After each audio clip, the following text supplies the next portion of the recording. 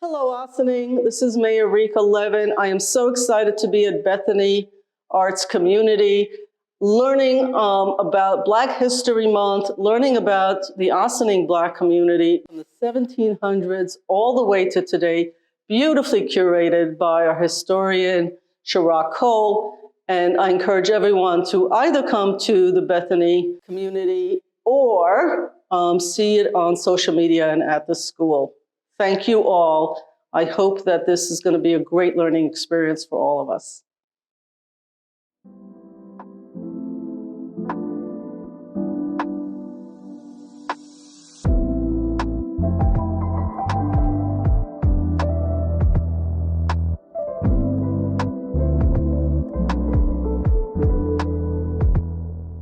Welcome to the Ossining Black History and Culture exhibit at Bethany Arts Community.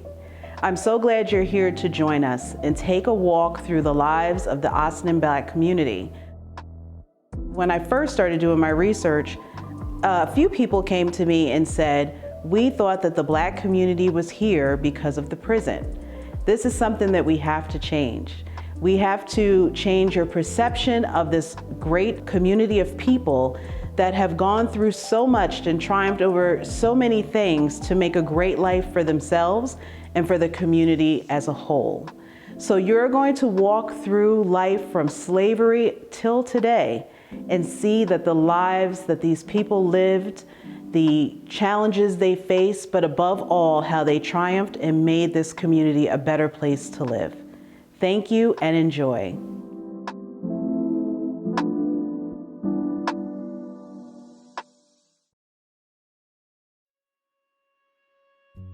Your bodies are buried deep in the ground. You are now part of the earth, but your spirit lives on and makes a sound. Enslaved and counted, they wrote down your number like they were counting a piece of lumber. We start our visit through the Black life of Ossining not at the prison. We start earlier in the late 1700s through slavery. Many of us here in New York thought that this was only an occurrence in the South. However, the North was a big part of the slave trade. And we had in Ossining 84 slaves in 1790, and we were able to capture them by number, not by name, in the 1790 census. We don't want to lose their presence here. We don't want to ignore their presence here. We want to acknowledge what they have gone through here in the village. All 84 lives that were here against their will and made slaves. Like captured game, you were given a number, while the river was given a name. For those who are keeping score in this shameful game, the total was 84, of being a slave with a number and not a person with a name.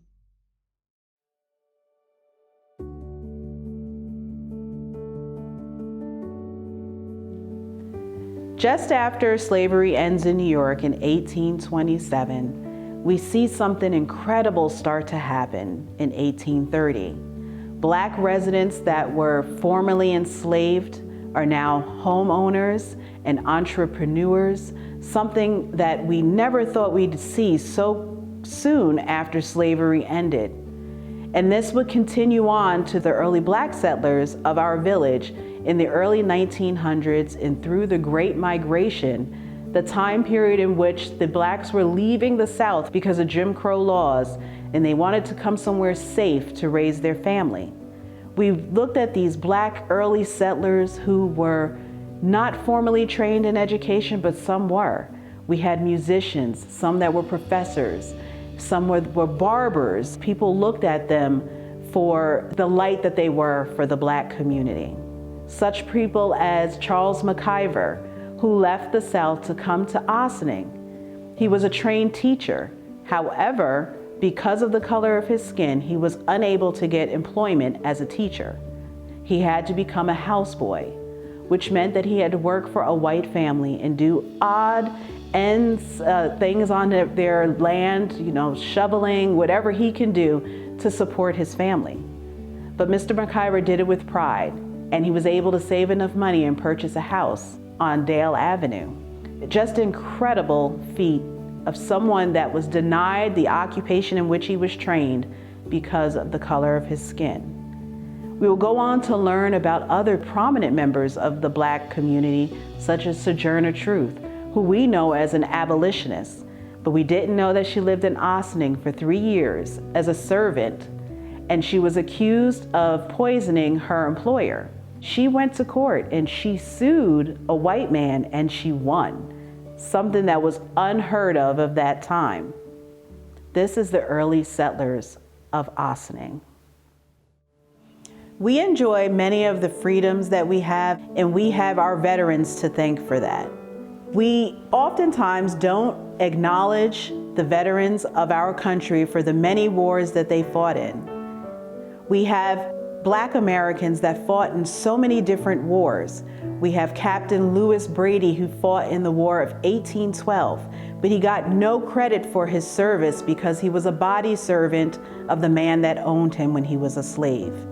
We have John W. Hoffman, who fought in the Civil War on behalf of Ossining.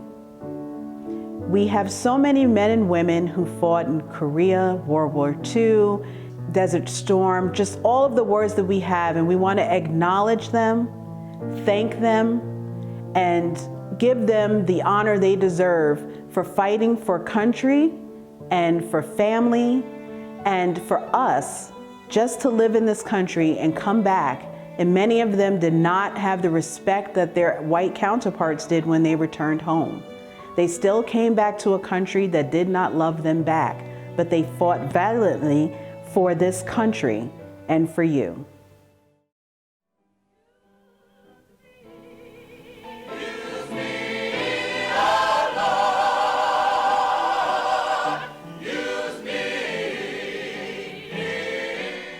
Beginning in the late 1800s, we start to have the erection of the Black church.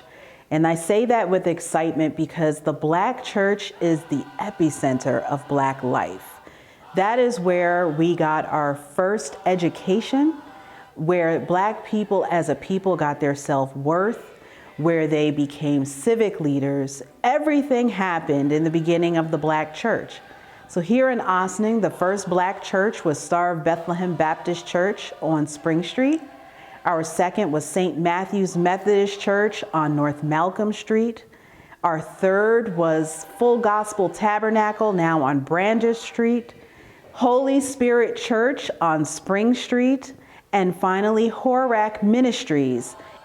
The Black church was the beginning of so much here in Ossining for the Black community. It's where we came up with ways in which to help the welfare of the Black community, where we organized to appeal to the government of Ossining to better the lives of our residents.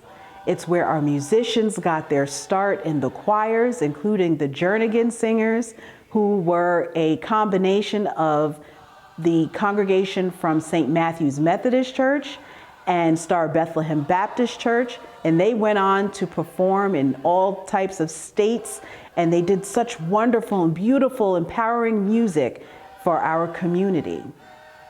The Black church not only fed the spiritual needs of the Black community, they were the welcome center. They were your healthcare organization. They were the parents that you needed. They were the strength that you needed to get through. They filled your spirit and your mind before you went out into the world and faced the harsh realities that the Black community had to face during the times when we were coming up here in Ossining, where we were fighting for our rights here in the community. The Black church, the epicenter of Black life.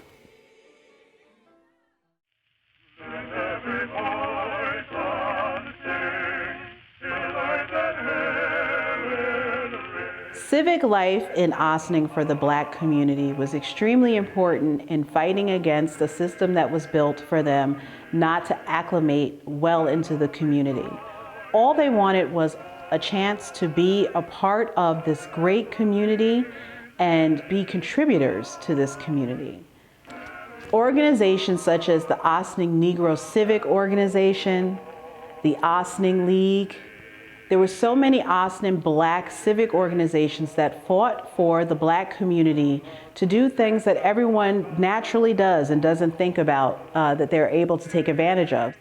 These organizations were imperative for the fight to have equal education, equal opportunity for jobs, and equal opportunity to be a contributing part of the Ossining community.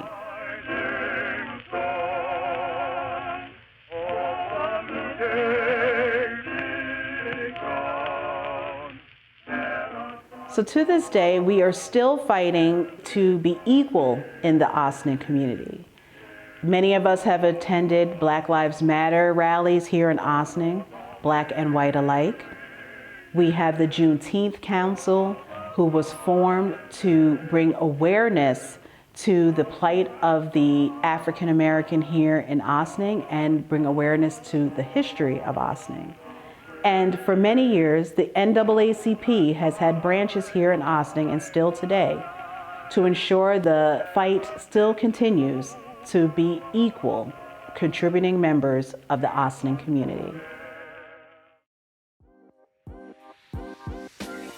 We take a journey through the lives of the Ossining Black community in every aspect of life, including the Black golfers that started in the 40s, and the musicians ranging from the 50s until now with their vast contribution to the culture of Ossining. Ossining has had its share of great musical musicians of our time. Sonny Sharrock, the jazz musician, Kendall Buchanan, KJ Dennert, Ted Daniel, and Ossining hip hop started by the Separate Five, and the current hip hop contributors such as Stephen Dillard and Daryl. There is so much of Black life to explore and still today that are very active in our community. So the beautiful art that is here at the exhibit is by Ossining's own youth. They are so talented, the beautiful pieces that they have presented for us to enjoy, and some of us even to buy. The artwork was curated by such artists as Kendra Martinez, Onike Cole, Cheyenne Bell, Waddy Jones, Samari Davis, and Adria Ellis. They've made themselves vulnerable to us by sharing what lives in their heart and that they put on canvas and in pictures.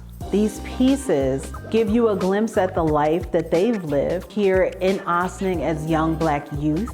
We're just seeing inside of their heart and soul of what they have lived and experienced here in our community.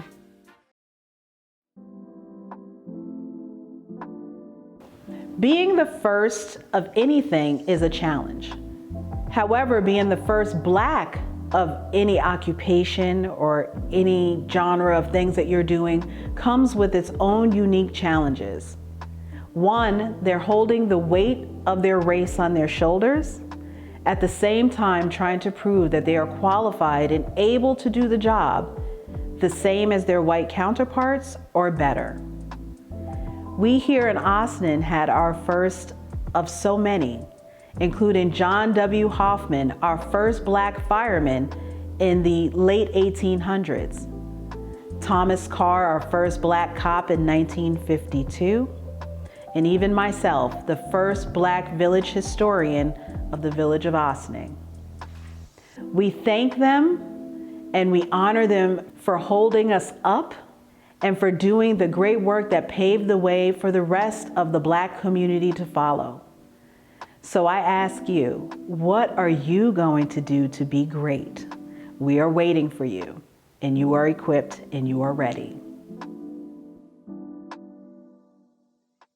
Even though many years have passed, we are here to honor and acknowledge you at last and let you know we hear your voices.